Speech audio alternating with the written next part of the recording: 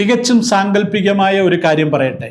രാത്രിയുടെ മറവിൽ ഒരു ബലിപീഠം, ഒരു ഹോമകുണ്ഡത്തിൽ നിന്ന് ഉയരുന്ന അഗ്നിയുടെ പ്രകാശത്തിൽ കറുത്ത വസ്ത്രങ്ങൾ അണിഞ്ഞ മന്ത്രവാദിയുടെ രൂപഭാവമുള്ള ഒരാൾ പ്രത്യക്ഷപ്പെടുന്നു.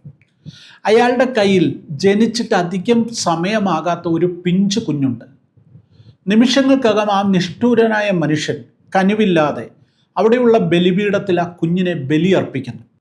പണ്ട് മനുഷ്യവർഗം ഇന്നത്തെ അത്ര ശാസ്ത്രീയമായും സാംസ്കാരികമായും പുരോഗമിക്കാത്തൊരു കാലത്ത് ഏതെങ്കിലും അന്ധവിശ്വാസികൾ ദേവപ്രീതിക്കായി കുഞ്ഞുങ്ങളെ ബലിയർപ്പിച്ചിരിക്കാം. ഈ ആധുനിക യുഗത്തിൽ അങ്ങനെയൊക്കെ ചെയ്യുന്നവരുണ്ടോ? ഞാൻ പറയട്ടെ, ഇന്നും നമ്മുടെ നാട്ടിൽ മാത്രമല്ല ലോകമെങ്ങുമായി പ്രതിദിനം 2 ലക്ഷം പിഞ്ചു കുഞ്ഞുങ്ങൾ സാത്താൻ്റെ ബലിപീഠത്തിൽ ബലി കഴിക്കപ്പെടുന്നുണ്ട്. അവിശ്വസനീയമെന്ന് പറയുവാൻ വരട്ടെ, ഞാൻ വ്യക്തമാക്കാം. ഹാലലിയ ന്യൂസിലേക്ക് ഒരിക്കൽ കൂടെ സ്വാഗതം.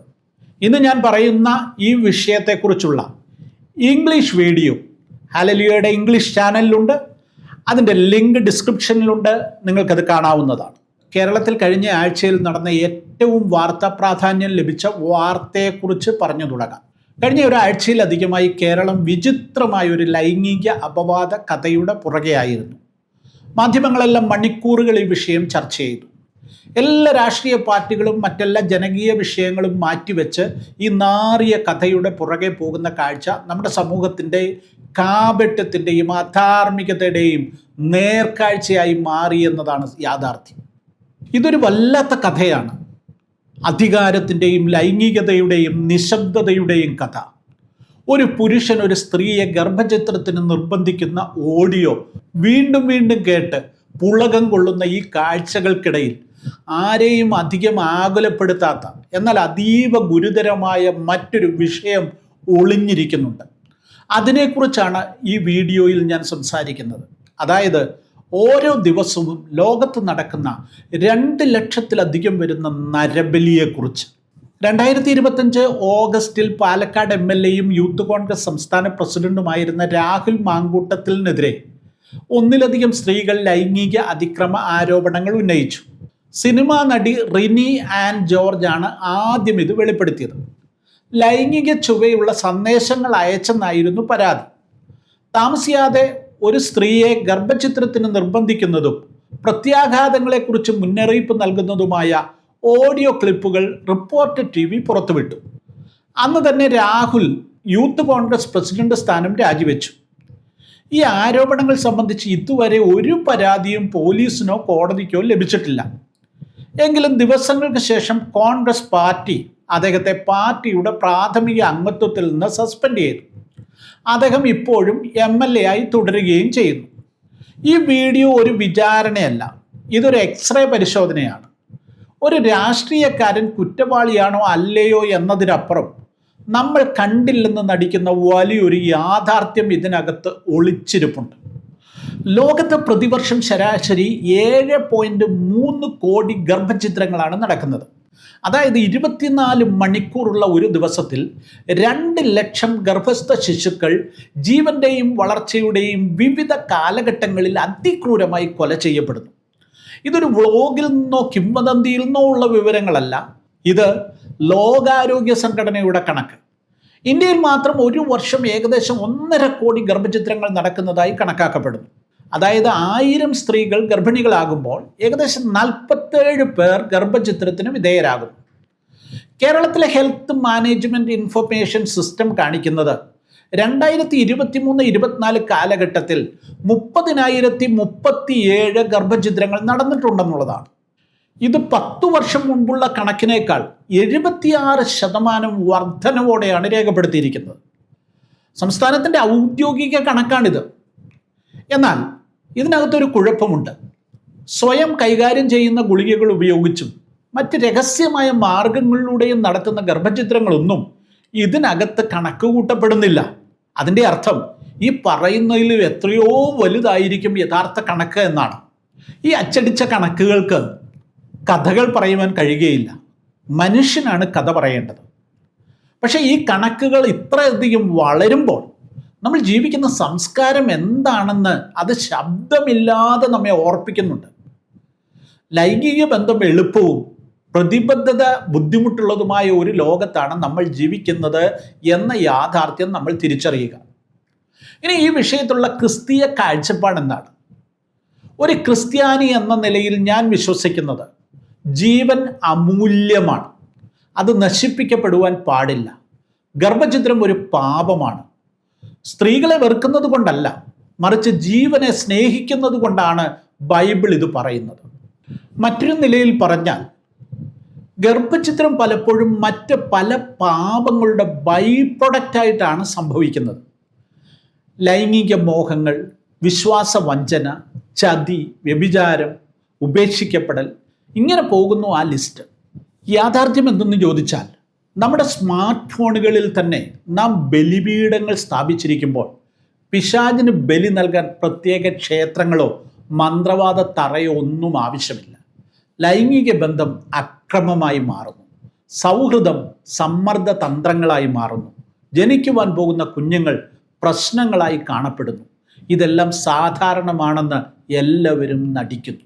എന്നാൽ ബൈബിൾ ഇങ്ങനെ പറയുന്നു, നിന്നെ ഉദരത്തിൽ ഉരുവാക്കിയതിന് മുൻപേ ഞാൻ നിന്നെ അറിഞ്ഞു, നീ ഗർഭപാത്രത്തിൽ നിന്ന് പുറത്തു വരുന്നതിന് മുൻപേ ഞാൻ നിന്നെ വിശുദ്ധീകരിച്ചു. രമ്യാപ്രവചനം 1:5. സങ്കീർത്തനക്കാരൻ പറയുന്നു, നീയല്ലോ എൻ്റെ അന്തരംഗങ്ങളെ നിർമ്മിച്ചത്, എൻ്റെ അമ്മയുടെ ഉദരത്തിൽ നീ എന്നെ മെടഞ്ഞു, ഭയങ്കരവും അതിശയവുമായി എന്നെ സൃഷ്ടിച്ചിരിക്കാൻ ഞാൻ നിനക്ക് സ്തോത്രം ചെയ്യുന്നു. അതെ, ദൈവത്തിൻ്റെ ഭയങ്കരവും അതിശയകരമായ സൃഷ്ടിയാണ് ഓരോ ജീവനും. നിന്റെ പ്രവൃത്തികൾ അത്ഭുതമാകുന്നു, അത് എൻ്റെ ഉള്ളം നല്ലവണ്ണം അറിയുന്നു. ഞാൻ രഹസ്യത്തിൽ ഉണ്ടാക്കപ്പെടുകയും ഭൂമിയുടെ അധോഭാഗങ്ങളിൽ നിർമ്മിക്കപ്പെടുകയും ചെയ്തപ്പോൾ എൻ്റെ അസ്ഥികൂടം നിനക്ക് മറവായിരുന്നില്ല. ഞാൻ പിണ്ഡാകാരമായിരുന്നപ്പോൾ നിന്റെ കണ്ണ് എന്നെ കണ്ടു. നിയമിക്കപ്പെട്ട നാളുകളിൽ ഒന്നുമില്ലാതിരുന്നപ്പോൾ അവയെല്ലാം നിന്റെ പുസ്തകത്തിൽ എഴുതിയിരുന്നു. സങ്കീർത്തനം 139 വാക്കുകളാണ് ഞാൻ ഉദ്ധരിച്ചത്. ബൈബിളിൽ ഒരു വാക്യവും നേരിട്ട് ഗർഭഛിദ്രത്തെ നിരോധിക്കുന്നതായിട്ട് എഴുതിയിട്ടില്ല. മനുഷ്യജീവൻ്റെ ഉത്ഭവം ദൈവത്തിൽ നിന്നാണെന്നും അത് അമ്മയുടെ ഉദരത്തിൽ ഉരുവാകുന്നതിന് മുൻപ് തന്നെ ദൈവത്തിന് അറിയാമെന്നും വാക്യങ്ങൾ വ്യക്തമാക്കുന്നുണ്ട്. ഒരു കാര്യം ഉറപ്പാണ്, ദൈവം നൽകുന്നതാണ് ജീവൻ. ആ ജീവനെ നശിപ്പിക്കുവാൻ മനുഷ്യന് അധികാരമില്ല, അവകാശമില്ല. ഇനി കേരളത്തിലെ കാര്യത്തിലേക്ക് ഒന്നുകൂടെ വന്നാൽ സാക്ഷരത, ആരോഗ്യ സംരക്ഷണം, സാമൂഹിക അവബോധം എന്നിവയിൽ കേരളം അഭിമാനിക്കുന്ന നേട്ടങ്ങൾ കൈവരിച്ചിട്ടുണ്ട്. എന്നിട്ടും ഔദ്യോഗികമായി റിപ്പോർട്ട് ചെയ്യപ്പെടുന്ന ഗർഭഛിദ്രങ്ങളുടെ എണ്ണം ദിനംതോറും വർദ്ധിച്ചു കൊണ്ടേയിരിക്കുന്നു. അനൗദ്യോഗിക കണക്കുകൾ ഇതിലും എത്രയോ കൂടുതലായിരിക്കും. ശക്തരായ പുരുഷന്മാരും ജീവിതത്തെ ആഘോഷമാക്കുന്ന സ്ത്രീകളും ഗർഭധാരണത്തെ ഒരു അസൗകര്യമായി കാണുമ്പോൾ അത് സമൂഹത്തിലെ ഏറ്റവും ലളിതമായ ഒരു കാര്യമായി മാറുന്നു. ആർക്കും ഒരു പ്രശ്നവുമില്ലാത്ത കാര്യം. ഇതൊരു MLAയുടെ രാജിയേക്കാൾ വലിയൊരു വിഷയമാണ്. ഈ സാഹചര്യം സൃഷ്ടിക്കുന്ന സംസ്കാരത്തെക്കുറിച്ചാണ് നാം ഭയത്തോടെ ചിന്തിക്കേണ്ടത്. അർദ്ധരാത്രിയിലെ ഒരു സന്ദേശം കൊണ്ട് അത് ഒഴിവാക്കുവാൻ പറയുന്ന സുഹൃത്തുക്കൾ, കൂടാതെ നാണക്കേടിനെ ആയുധമാക്കി ജീവനെ രക്ഷിക്കാൻ വിസമ്മതിക്കുന്ന ഒരു സമൂഹം. നിങ്ങളൊരു പക്ഷേ ഒരു പ്രത്യേക സാഹചര്യത്തിൽ ഗർഭഛിദ്രം നടത്തുകയോ അതിനെ ആരെയെങ്കിലും നിർബന്ധിക്കുകയോ കൂട്ടുനിൽക്കുകയോ ചെയ്തിട്ടുണ്ടാകാം. നിങ്ങൾ ചെയ്തത് കൃത്യമായി പറയാം പാപമാണ്. എങ്കിലും നിങ്ങൾ കൃപയ്ക്ക് പുറത്തല്ല. ജീവിതകാലം മുഴുവൻ കുറ്റബോധത്തിൽ കുടുക്കി നിങ്ങളെ നശിപ്പിക്കുവാനാണ് സാത്താൻ പദ്ധതി ഒരുക്കിയത്. യേശു സ്നേഹത്തോടെ അലിവോടെ നിങ്ങളെ ചേർത്ത് പിടിക്കുവാൻ ആഗ്രഹിക്കുന്നു. അവനിൽ ആശ്രയിക്കുക. പാപങ്ങൾ കഴുകി പുതിയൊരു ജീവിതത്തിലേക്ക് പ്രവേശിക്കുവാൻ അവൻ നിങ്ങളെ സഹായിക്കും. ഞാൻ ആദ്യം പറഞ്ഞ സാങ്കല്പിക ബലിപീഠത്തെക്കുറിച്ച് ഒന്നുകൂടെ ഓർപ്പിക്കട്ടെ. ഗർഭഛിദ്രത്തിലൂടെ പ്രതിദിനം സാത്താൻ്റെ ബലിപീഠത്തിൽ 2 ലക്ഷം ജീവനുകൾ ബലി കഴിക്കപ്പെടുന്നു.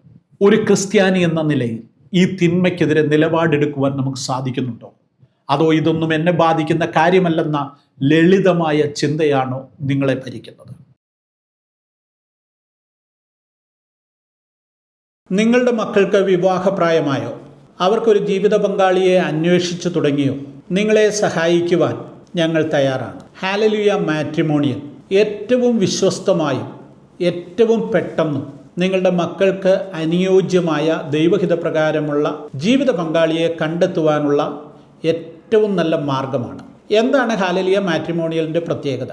ഹാലലിയായിക്ക് എല്ലാ ദിവസവും 10-15 വാർത്തകൾ വരെ പ്രസിദ്ധീകരിക്കുന്ന ഒരു ഓൺലൈൻ സംവിധാനമുണ്ട്. ആ വാർത്തകളോട് കൂടെ നിങ്ങളുടെ മക്കളുടെ വിവാഹ പരസ്യം കൂടെ ഉൾപ്പെടുത്തുവാൻ സാധിക്കും. അങ്ങനെ ഇത് ആയിരക്കണക്കിന് 10,000-കണക്കിന് ആളുകളിലേക്ക് വളരെ പെട്ടെന്ന് എത്തിച്ചേരുന്നു. നിങ്ങൾക്ക് ഏറ്റവും അനുയോജ്യമായ ആലോചനകൾ തിരഞ്ഞെടുക്കത്തക്ക നിലയിൽ ധാരാളം ഫോൺ കോളുകൾ നിങ്ങൾക്ക് ലഭിക്കും.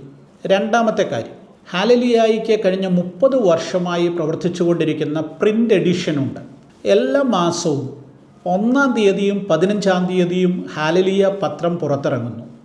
ആയിരക്കണക്കിന് വരിക്കാരിലേക്ക് അതെത്തുന്നു. ഈ പത്രത്തിലും ഈ മാട്രിമോണിയൽ പരസ്യം ഞങ്ങൾ ഉൾപ്പെടുത്തുന്നു. ഈ 2 സംവിധാനത്തിലൂടെ 10,000ങ്ങളിലേക്ക് നിങ്ങളുടെ മക്കളെക്കുറിച്ചുള്ള ഇൻഫർമേഷൻ എത്തിച്ചേരുമ്പോൾ വളരെ പെട്ടെന്ന് നിങ്ങൾക്ക് അനുയോജ്യമായ ആലോചനകൾ ലഭിക്കുന്നു. ദൂരെ എങ്ങും പോകണ്ട. നിങ്ങൾ ഇതോടൊപ്പമുള്ള നമ്പറിലേക്ക് നിങ്ങളുടെ മക്കളുടെ പ്രൊഫൈലും ഫോട്ടോയും അയച്ചു തരിക.